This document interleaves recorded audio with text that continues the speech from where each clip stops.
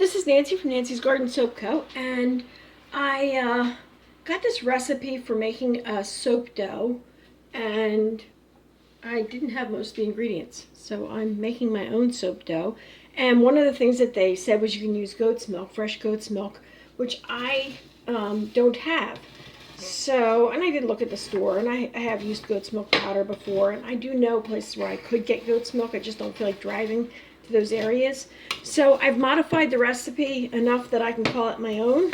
And this is actually a can of evaporated milk, cow's milk, that I froze yesterday. And I'm planning on using evaporated goat's milk in my soap, and we'll see how it goes. I have not actually ever worked with fresh milk where you freeze it and then sprinkle the lye on, but that's what I plan on doing. This recipe is only 16 ounces of oils, and one of the challenges I think with this recipe that I've concocted is that it includes stearic acid, and I'm working cold process at low temp, so I'm not exactly sure how that's going to work, but I will tell you that I have my scale set up over here, and I need 6 ounces of liquid. So my liquid's going to be this evaporated can of generic evaporated milk, and that I froze ahead of time. And the concept with working with goat's milk is that you sprinkle the lye on a little at a time. That's 6.1, and that should do. Let me return this to the freezer, and then we'll start sprinkling. All right, I need 2.17 ounces of lye, just here. And that is the same as 61.55, and that's 61 grams, so I think that'll do. And here's what I'm going to be doing, is gently sprinkling the lye over top of the goat's milk. It's not goat's milk, the evaporated milk, and letting it slowly melt and form a lye water or lye milk solution. And I'm not exactly sure how slowly you have to go, but I guess we'll find out together. It smells a little bit. It smells a little bit like sulfur or sour milk. It smells really bad. My nose usually isn't that good at smelling stuff. This smells really bad.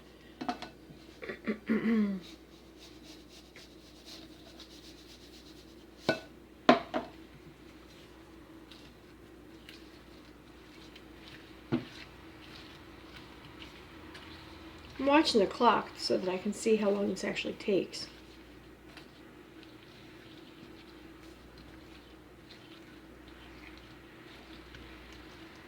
I'm a little skeptical that working with fresh milk actually makes a difference, but they do say that it really helps. So we'll see. I don't know if it's going to make a difference when making a soap dough.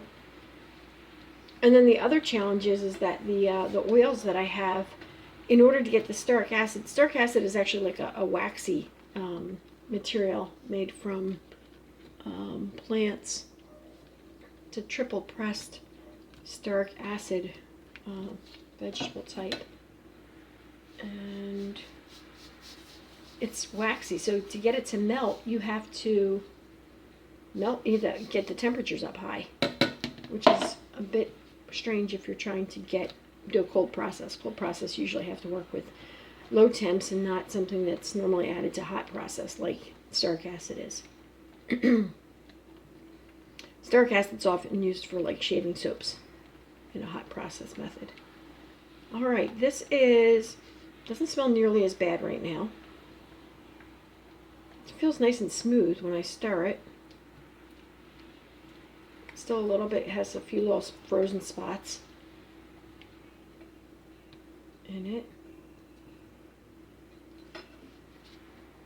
And the bowl's a little bit hot. I had this wonderful bowl, Pampered Chef batter bowl that I'd used for mixing up my lye, and last week it shattered. My one of my kids dropped something on top of it while trying to reach for a glass or something, a mug, and it fell down, hit the bowl, and the bowl went into 1,000 large pieces. Amazing. So no more batter bowl for me, but the thing was old. I don't know if it had any, and if it mattered at all that I had used it for soap making. Not really sure. Okay, this looks gross, if you ask me. But I'm going to keep working with it. The bowl is not really warm, but it does seem like there's no grains at the bottom. I don't feel any lye, hear any lye at the bottom of it, so I think it's ready. And this is my mixture of oils here.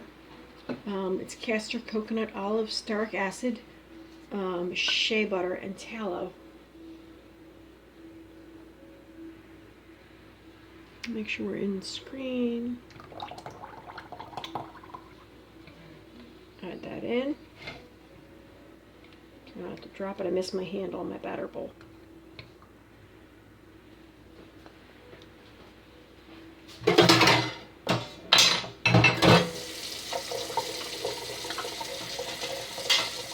Alright, so the lye's in here. I'm going to add some titanium dioxide. There, mixed with a little bit of water, and then I'll start stick blending.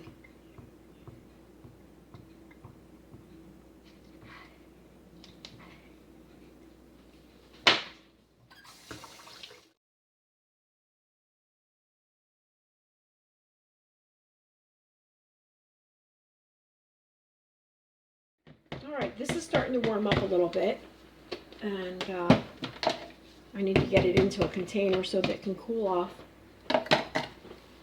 I'll be right there. We're back. Alright, I've got my trusty little flour mold that I'm going to pour this into. I just need to get it into individual molds so that it can cool down faster. If it's in one big container, it will probably heat up too much. So I'm not going to really do much with these in this actual format. I'm going to be taking it out and mushing it up. So that should do. And I'm going to pop them into the freezer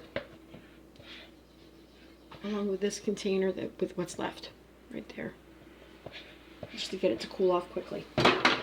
And then I'll unmold it later for you. Okay, here's the other batch of soap that I made using the evaporated milk. And I froze it for a day and then brought it out earlier today. I froze it for like 20 hours. And then brought it out, so it's room temperature now. And it's unmolding very well, which is kind of surprising. How nicely it's unmolding. It's a shame that it's meant to be soap dough. And it's pretty firm, so we'll see. And these come right out. That's using the evaporated milk. It's interesting. This is the stuff that's inside the container. I just stuck the whole thing into the freezer to stop the milk from turning it brown. And let me pull some of this out. See if I can warm it up and do something with it.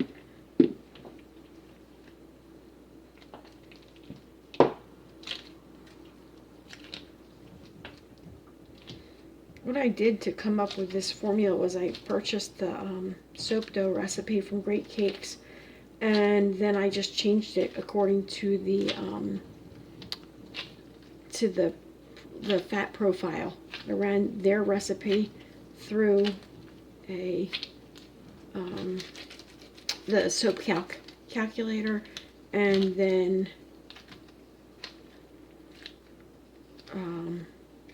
created a similar soap, substituting the oil with oils that I had on hand.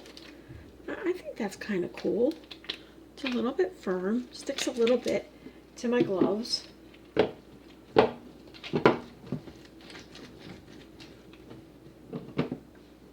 see what we can do here.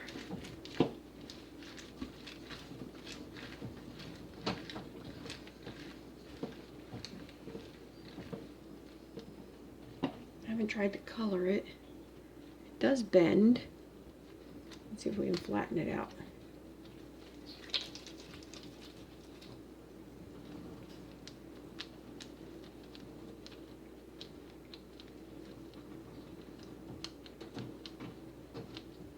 It's not bad.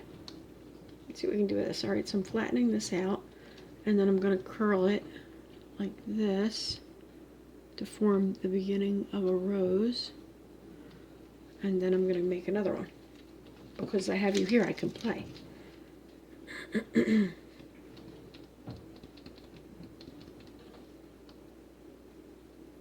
that doesn't peel up well. All right, live and learn.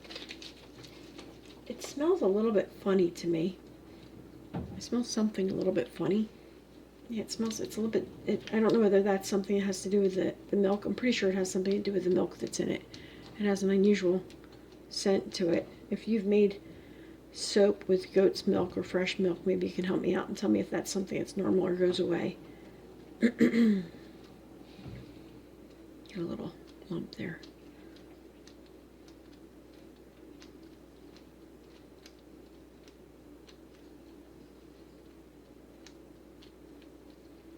Okay, I'm going to start right here. Put the next one. Put around, curling it out a little bit. Oops, curling it out.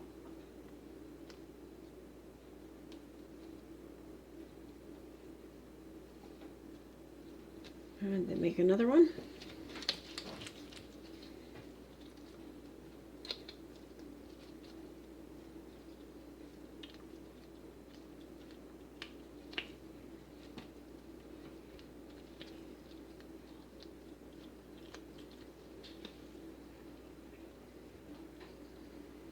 Start over here, go around. It's not too bad. It's not shiny, but I also didn't add any coloring to it. This is just natural color. Make another one. One more.